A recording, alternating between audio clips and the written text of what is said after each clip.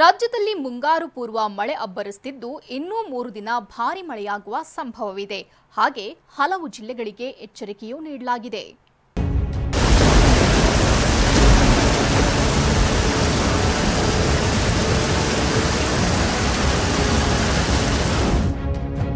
ಮುಂದಿನ 3 ದಿನ ರಾಜ್ಯದ ಹಲವೆಡೆ ಭಾರೀ ಮಳೆ ಮುನ್ಸೂಚನೆ.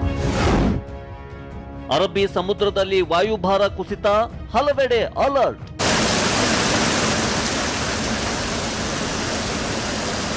ರಾಜ್ಯದ ಹಲವು ಜಿಲ್ಲೆಗಳಲ್ಲಿ ಮಳೆ ಅಬ್ಬರಿಸುತ್ತಿದೆ.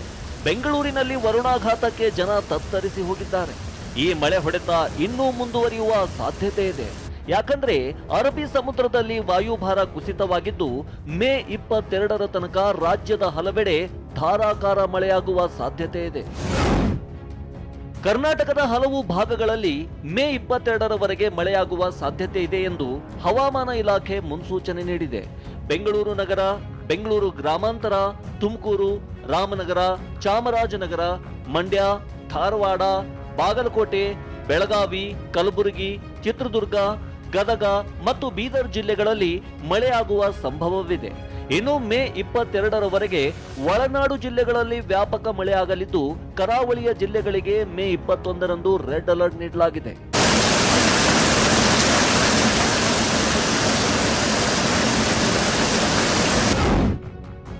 ಭಾರೀ ಮಳೆ ಮುನ್ಸೂಚನೆ, ಚಿಕ್ಕಮಗಳೂರಿನಲ್ಲಿ ಅಲರ್ಟ್.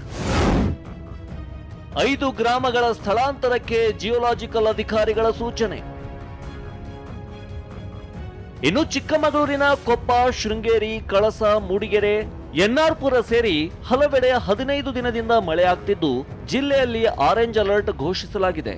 ಮುಂಗಾರು ಸಮಯದಲ್ಲಿ ಮಳೆಯಿಂದ ಅನಾಹುತಕ್ಕೆ ತುತ್ತಾಗುವ ಹಲವು ಪ್ರದೇಶಗಳನ್ನ ಜಿಲ್ಲೆಯಲ್ಲಿ ಜಿಯೋಲಾಜಿಕಲ್ ಸರ್ವೆ ಇಂಡಿಯಾದ ವಿಜ್ಞಾನಿಗಳು ಪಟ್ಟಿ ಮಾಡಿದ್ದಾರೆ.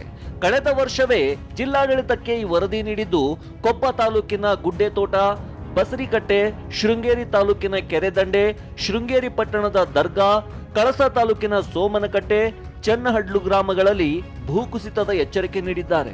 ಕಳೆದ ವರ್ಷವೇ ಮಳೆಗಾಲ ಆರಂಭಕ್ಕೂ ಮುನ್ನ 5 ಗ್ರಾಮಗಳ ಸ್ಥಳಾಂತರಕ್ಕೂ ಸೂಚಿಸಿದ್ರು. ಆದ್ರೆ ಜಿಲ್ಲಾಡಳಿತ ಈ ತನಕ ಆ ಕೆಲಸ ಪೂರ್ಣಗೊಳಿಸಿಲ್ಲ. ಶೃಂಗೇರಿ ಮಸೀದಿ ಇರ್ಬೋದು, ಬಸರಿಕಟ್ಟೆ ಇರ್ಬೋದು, ನಮ್ಮ ಕಳಸ ಭಾಗದ ಒಂದು ಲ್ಯಾಂಡ್ ಸ್ಲೈಡ್ ಏರಿಯಾ ಇರ್ಬೋದು, ಆಮೇಲೆ ಗುಡ್ಡೆ ತೋಟ ಸಹಿತ ನಾವು ಮೂವ್ ಮಾಡಿದೀವಿ. ಇವತ್ತು direction to EO, they have to shift. ಈ ಸರಿ at any cost we will not listen to them.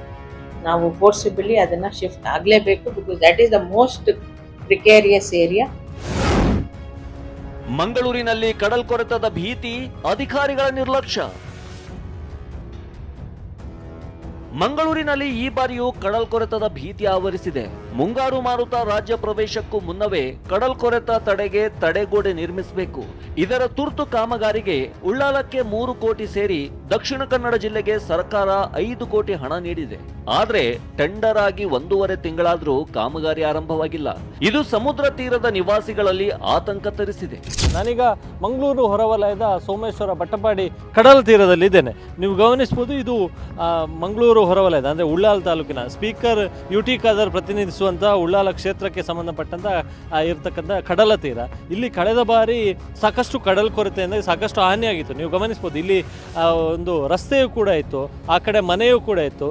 ಆದರೆ ಎಲ್ಲವೂ ಕೂಡ ಕಳೆದ ಮಳೆಗಾಲದ ಸಂದರ್ಭದಲ್ಲಿ ಉಂಟಾದಂಥ ಕಡಲ್ ಕೊರೆತಕ್ಕೆ ಎಲ್ಲವೂ ಕೂಡ ಧರಾಶಾಹಿಯಾಗಿ ಕೆಳಗೆ ಬಿದ್ದಿತ್ತು.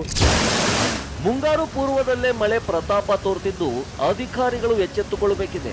ವರುಣಾಘಾತಕ್ಕೆ ತುತ್ತಾಗುವ ಪ್ರದೇಶಗಳಲ್ಲಿ ಮುಂಜಾಗ್ರತಾ ಕ್ರಮ ವಹಿಸಬೇಕಿದೆ. ಚಿಕ್ಕಮಗಳೂರಿಂದ ಅಶ್ವಿತ್ ಜೊತೆ ಅಶೋಕ್, TV9 ಮಂಗಳೂರು.